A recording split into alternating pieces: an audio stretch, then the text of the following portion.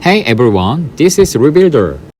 Today I built a bust of the RX-78-2 first Gundam using LEGO-built parts. But before we dive into the details, let's take a quick look at how it moves.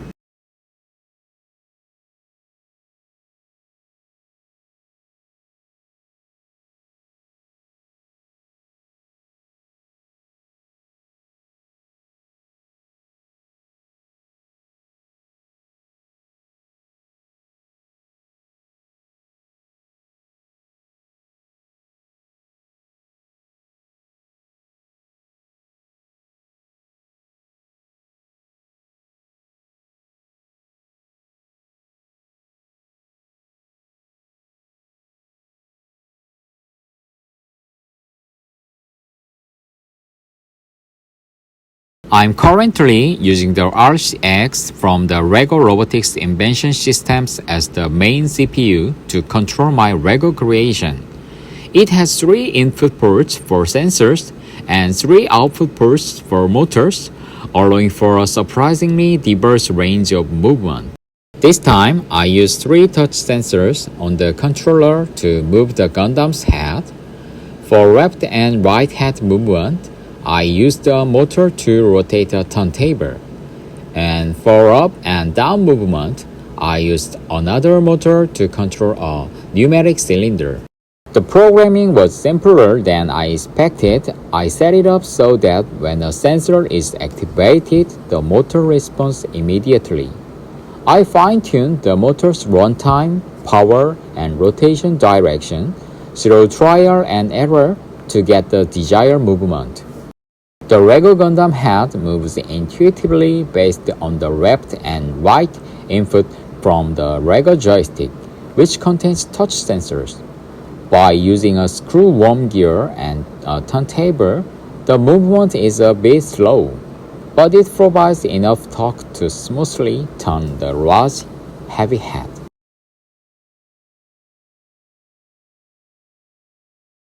When you push the LEGO joystick downward, the motor activates a cylinder compressing air. As the pressure builds up in the air tank, it eventually pushes the medium-sized cylinder in the Gundam's neck, making the head tilt upward. After about 5 seconds, the head automatically returns to its neutral position.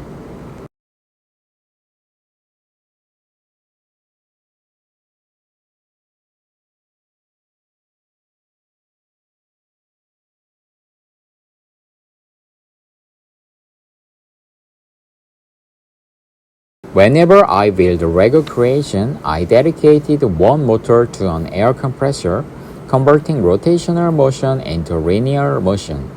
Using compressed air to drive cylinders has a key advantage. It enables strong linear movement over relatively long distance. This method is often more efficient than linking multiple gears, which can lead to friction and energy loss. From my previous builds, I learned that medium-sized pneumatic cylinders has weaker pulling force compared to their pushing force. To compensate for this, I used an air tank, but that introduced a delay in the neck movement. A better solution is adding rubber bands to assist with the pulling motion, making the pneumatic cylinder respond more intuitively and efficiently.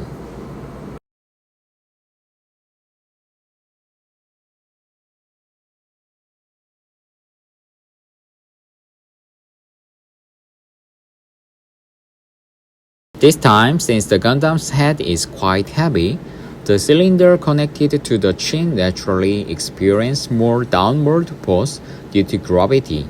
Because of this, additional tension from rubber band wasn't necessary.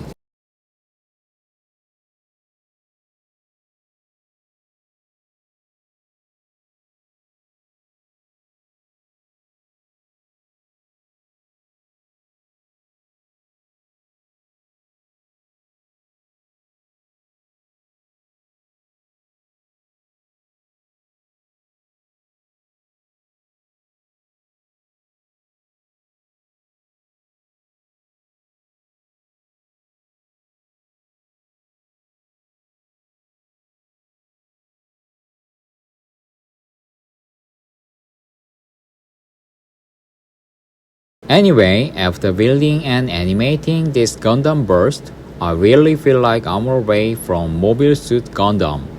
At this moment, I'm a Newtype. Since I have built a moving Gundam Burst out of LEGO, I think it's only right to make a moving Char custom version next. Luckily, I have plenty of red bricks, so even if it turns out a bit rough, I should be able to put something together.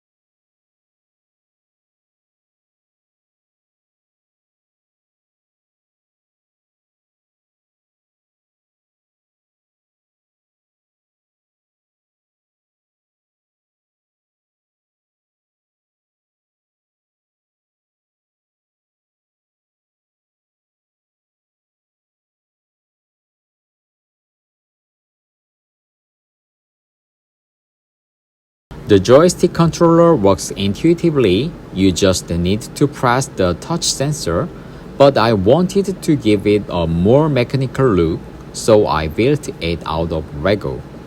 For left and right movement, gears rotated in a positive direction to press the touch sensors, registering the input. When you pull the joystick downward, the touch sensor is directly pressed, activating the air compressor and allowing the Gundam's head to move up and down.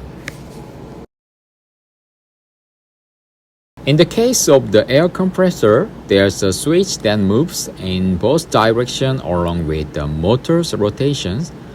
This means that with just a single motor, I can not only compress air, but also control the direction of the linear movement.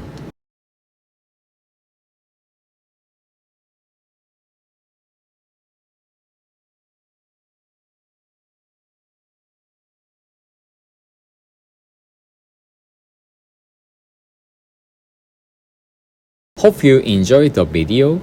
On my channel, I usually build Gunpla, but now I have even ended up making a Gundam out of LEGO.